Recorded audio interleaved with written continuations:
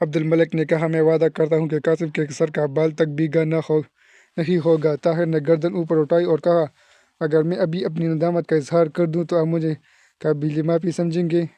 نہیں، کبھی نہیں، صفیہ نے کہتے ہوئے گھوڑے کو ایڑی لگا دی۔ طاہر خفیف سا ہو کر نگاہوں سے اوجھل ہوتے ہوئے گھوڑے کی طرف دیکھ رہا تھا۔ عبد الملک نے اس کے کندھوں پر ہاتھ رکھتے ہوئے کہا تم اس لڑکی کو جانتے ہو؟ نہیں، طاہر نے جواب دیا۔ میں پوچھ سکتا ہوں کہ اسے پہلی بار تم نے کب اور کہاں دیکھا تھا؟ کل رات وزیر اعظم کے محل میں، لیکن یہ ہے کون؟ قاسم کی چچا زاد بہن صفیہ ہے، اور اس کے باوجود تم یہ سمجھتے ہو کہ یہ میرا اندازہ غلط تھا؟ تمہارا اندازہ اگر میں غلط سمجھتا ہوں تو اس کی وجہ بھی یہی ہے کہ وہ قاسم کی چچا زاد بہن ہے اور اس کا باپ بغداد کے تمام امراء سے مختلف تھا۔ لیکن چلو، نماز کا وقت ہو رہا ہے۔ طاہر ان کے ساتھ چل دیا۔ عبدالعزیز جو اب تک خاموش تھا طاہر سے مخاطب ہو کر بولا آپ کو اس قدر پریشان نہیں ہونا چاہیے، اس نے آپ کی معذرت کو ٹکرایا نہیں۔ پھر وہ عبد الملک سے مخاطب ہوا تمہارے خیال میں یہاں کیا کرنا چاہیے؟ لڑائی کی صورت میں ہم صرف 8 ہونے کے باوجود انہیں بہت اچھا سبق دے سکتے ہیں، لیکن تم وعدہ کر چکے ہو کہ قاسم کے سر کا بال تک بھیگا نہ ہوگا، اور جب تلوار ٹکرانے لگی تو مدمقابل کے بالوں کا لحاظ رکھنا ذرا مشکل ہو جاتا ہے۔ عبد الملک نے کہا میں نے اس کے ساتھ قاسم کی جان کی حفاظت کا وعدہ کیا ہے، یہ وعدہ نہیں کیا کہ اس کے گلے میں پھولوں کا ہار ڈال جائے گا۔ عبدالعزیز نے کہا تو ہم اسے آج ایسا سبق دیں گے جو شاید اسے تمام عمر نہ بھولے گا۔ لیکن تمہیں یقین ہے کہ قاسم رات کے وقت ہم پر حملہ کرے گا؟ عبد الملک نے جواب دیا اس لڑکی کے متعلق جو کچھ مجھے معلوم ہے میں اس کے پیش نظر اس پر یقین نہ کرنا گناہ سمجھتا ہوں۔ قاضی عبد الرحمن اسے قرآن و حدیث کی تعلیم دیا کرتے تھے، میری بیوی بھی ان کی شاگرد تھی، اس لیے یہ دونوں ایک دوسرے کو اچھی طرح جانتی ہے۔ میری بیوی اس کے متعلق بہت بلند رائے رکھتی ہے۔ عبدالعزیز نے سوال کیا لیکن تم نے اسے کیسے پہچان لیا؟ تم نے غور نہیں کیا اس کے نیچے قاسم کا گھوڑا تھا؟ صفیہ تھکے ہوئے گھوڑے کو کبھی آہستہ اور کبھی تیز رفتار سے بھگاتی ہوئی جا رہی تھی۔ اپنے محل سے کوئی نہ سب کو اس کے فاصلے پر اس نے سکینہ کو جا لیا۔ سکینہ رستے میں رک کر کئی بار اسے غصے کی حالت میں گالیاں دے چکی تھی اور محبت سے مجبور ہو کر اس کی سلامتی کی دعائیں بھی کر چکی تھی۔ کبھی وہ کہتی صفیہ تم زندہ سلامت لوٹ آؤ تو میں اتنے دینار خیرات کروں گی، اور کبھی اپنے ہونٹ کاٹتے ہوئے یہ کہتی صفیہ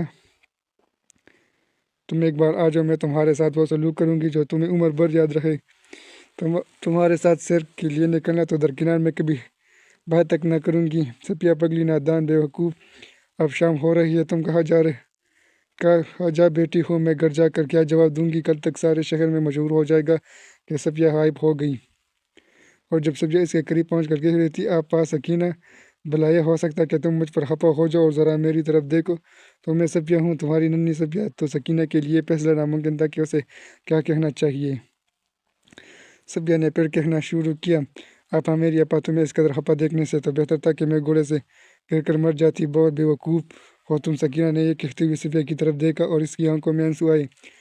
تھوڑی دور آگے چل کر سکینہ نے کہا اگر تمہیں حسن بن صبا کی جماعت کا کوئی آدمی مل جاتا تو؟ صفیہ نے ہنستے ہوئے جواب دیا تو میں اسے یہ کہتی تمہاری جنت میں حور بن کر رہنے کی مستحق میں نہیں سکینہ ہے۔ سکینہ نے کہا اور گھر والوں نے ہماری تلاش شروع کر دی تو کیا بہانہ بناؤ گی؟ صفیہ نے اطمینان سے جواب دیا ابھی تو شام ہوئی ہے، چاندنی راتوں میں تو ہم کئی دفعہ عشاء کے وقت گھر لوٹا کرتی تھیں۔ دریا کے پل کے قریب پہنچ کر صفیہ کو 2 کشتیاں دکھائی دیں۔ فاصلہ زیادہ ہونے کی وجہ سے وہ کشتی پر سوار ہونے والوں کی اچھی طرح نہ دیکھ سکی، لیکن کشتیوں کی رفتار دیکھ کر اسے یقین ہو گیا کہ وہ قاسم اور اس کے ساتھی ہیں۔ اپنی ساتھیوں سے مشورہ کرنے کے بعد قاسم نے طاہر اور اس کے ساتھیوں کے خیمے سے کوئی 200 گز دور کشتیاں کنارے لگانے کا حکم دیا۔ کنارے پر اتر کر ان سب نے اپنے چہروں پر نقاب ڈال لیے اور چاند کی روشنی سے بچنے کے لیے سامنے درختوں کے سائے میں پہنچ کر دبے پاؤں خیمے کی طرف بڑھنے لگے۔ خیمے کے قریب وہ ایک گھنے درخت کے سائے میں کھڑے ہو گئے اور تھوڑی دیر کانا پوسی کے بعد ایک شخص آگے بڑھا۔ اس نے دبے پاؤں خیمے کے گرد ایک چکر لگانے کے بعد اندر جا کر دیکھا اور اپنے ساتھیوں کے پاس واپس آ کر آہستہ سے کہنے لگا اندر ایک کونے میں آگ جل رہی ہے اور وہ اپنے اوپر چادریں ڈال کر خرگوش کی نیند سو رہے ہیں، ہمارے لیے یہ بہتر موقع ہے۔ قاسم نے کہا لیکن اس کے گھوڑے دکھائی نہیں دیتے۔ ایک شخص نے جواب دیا گھوڑے اگر انہوں نے جنگل میں چرنے کے لیے کھلے نہیں چھوڑ دیے تو ان کی بے خبری میں کوئی چرا کر لے گیا ہوگا۔ اب ہمیں وقت ضائع نہیں کرنا چاہیے۔ قاسم کے اشارے پر سب نے تلواریں نکالی۔ لوکس نے آگے بڑھ کر قاسم کا بازو پکڑتے ہوئے کہا، آپ نے وعدہ کیا تھا کہ آپ انہیں جگا کر بھاگنے یا مقابلے کے لیے مسلح ہونے کا موقع دیں گے۔ قاسم نے جواب دیا، اگر آپ ہمارا ساتھ نہیں دینا چاہتے تو علیحدہ رہ سکتے ہیں۔ آپ کی ضرورت پڑی تو آپ کو بلا لیا جائے گا، لیکن یاد رکھیے آپ ہماری اس کارگزاری میں حصہ دار ہیں۔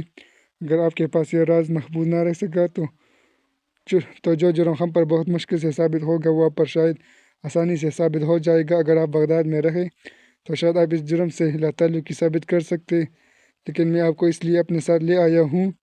آپ واپس پہنچ کر یہ ثابت نہیں کر سکیں کہ ہمارے ساتھ اتنا راستہ چلنے کے بعد آپ کی حیثیت میں ایک تماشائی کی تھی۔ اگر آپ تلوار نیان سے نہیں نکالنا چاہتے تو آپ کو یہ وعدہ کرنا ہوگا کہ آپ کی زبان بھی محتاط رہے گی۔ لوکس نے کچھ سوچ کر جواب دیا، میں نے ایک دوست کی حیثیت سے اپنا فرض ادا کیا، لیکن اب کا یہی فیصلہ ہے تو میں آپ کے ساتھ ہوں۔ قاسم نے کہا، مجھے آپ سے یہی توقع تھی۔ اب میں چاہتا ہوں کہ اس کھیل کو ذرا دلچسپ بنایا جائے اور آپ کو یہ اعتراض بھی نہ ہو کہ ہم نے انہیں بھاگنے کا موقع نہیں دیا۔ ممکن ہے کہ وہ لڑے بغیر بھاگنے کے لیے آمادہ ہو جائے اور ہمیں خود خواہ مخواہ اپنی تلواروں کو ان کے خون سے رنگنا نہ پڑے۔ اگر انہوں نے یہ وعدہ کیا کہ وہ دوبارہ بغداد میں داخل نہیں ہوں گے تو شاید انہیں خراش تک نہ آئے۔ میں یہ چاہتا ہوں کہ ان کا خیمہ گرا دیا جائے۔ اب ہمیں جلدی کرنی چاہیے۔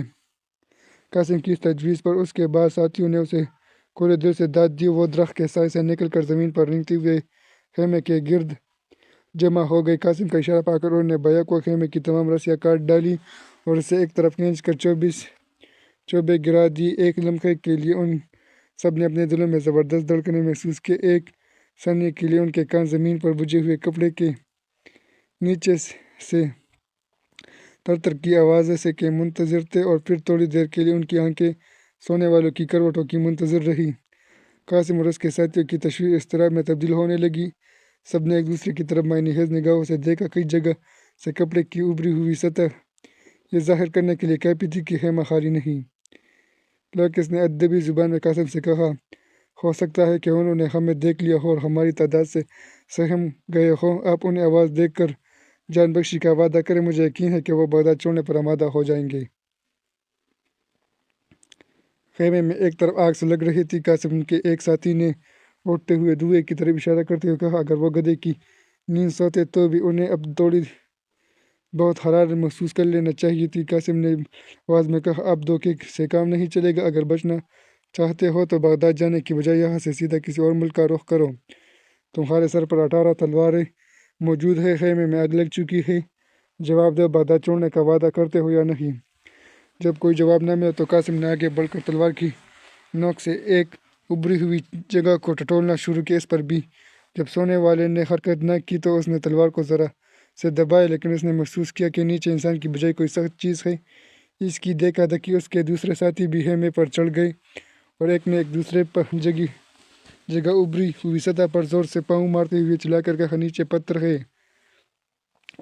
انسان نہیں، انہوں نے پتھروں پر چادر ڈال کر ہمیں بیوقوف بنایا ہے۔ چلو یہاں سے نکلیں۔ قاسم نے غصے کی حالت میں ایک اور ابھری ہوئی جگہ پر تلوار مارتے ہوئے کہا، وہ ہماری آمد سے باخبر ہو کر بھاگ گیا ہے۔ چند قدم کے فاصلے سے ایک گرجتی ہوئی آواز سنائی دی، ہم یہی ہیں، آپ بھاگنے کی کوشش نہ کریں۔ قاسم کے ساتھی کسی غیر متوقع حملے کا مقابلہ کرنے کے لیے تیار ہو گئے، لیکن آس پاس کوئی نظر نہ آیا۔ کسی نے پھر کہا، تم سب اس وقت ہمارے تیروں کی زد میں ہو اور یقین کرو کہ ہم میں سے غلط نشانہ لگانے والا کوئی نہیں۔ قاسم نے محسوس کیا کہ بولنے والا سامنے درخت پر چھپا ہوا ہے، اور اس نے اپنے ساتھیوں کو دریا کے کنارے کے ساتھ دائیں طرف ہٹنے کا مشورہ دیا۔ درخت سے آواز آئی، بھاگنے کی کوشش سے بے سود ہو گئی۔ تمہارے پیچھے دریا ہے اور دریا دائیں بائیں اور درختوں پر میرے ساتھی تیر کمان لیے بیٹھے ہیں۔ اگر تم کو یقین نہیں آتا تو کسی طرف بھی 4 قدم اٹھا کر دیکھ لو، تم ہمیں دیکھ سکتے نہ تمہارا کوئی ہتھیار ہم تک پہنچ سکتا ہے۔ قاسم نے انتہائی بدحواسی کی حالت میں چلایا، تم کیا چاہتے ہو؟ ہم صرف دل لگی کے لیے آئے تھے۔ ہم بھی صرف دل لگی کے لیے درختوں پر چڑھے ہیں۔ میری بات پر یقین کرو، میں تمہیں صرف ڈرانا چاہتا ہوں۔ تم بھی میری بات کا یقین کرو، میں بھی صرف تمہیں ڈرانا چاہتا ہوں۔ قاسم نے کہا، کیا یہ مناسب نہ ہوگا کہ تم درخت سے نیچے اتر کر میرے ساتھ بات کرو؟ درخت سے آواز آئی، نیچے اترنے کی دعوت کا شکریہ، میں بھی یہاں بہت تنگ بیٹھا ہوں، لیکن بیشتر اس ہے کہ میں نیچے اتروں۔ تمہیں ایک تکلیف ضرور اٹھانی پڑے گی۔ وہ کیا؟ تم اپنے ساتھیوں کو تلواریں پھینکنے کا حکم دو۔ قاسم نے کہا، کیا یہ اچھا نہ ہوگا کہ تم بات کرتے وقت اپنے اور میرے منصب کا لحاظ کرو؟ درخت سے آواز آئی، گستاخی معاف، تمہارے چہرے پر نقاب ہے اور میں آواز میں تمہیں پہچان نہیں سکوں۔ قاسم نے کہا، اس کا مطلب یہ ہے کہ تم لوگ ہماری آمد کے علم کے بغیر ہی اس قدر محتاط تھے۔ قدر توقف کے بعد آواز آئی، ہم دریا کے کنارے بیٹھے ہوئے چاندنی رات کا لطف اٹھا رہے تھے۔ شاید تمہاری بدقسمتی تھی کہ ہم نے تمہاری کشتیاں دیکھ کر خطرہ محسوس کرنے میں غلطی نہیں کی۔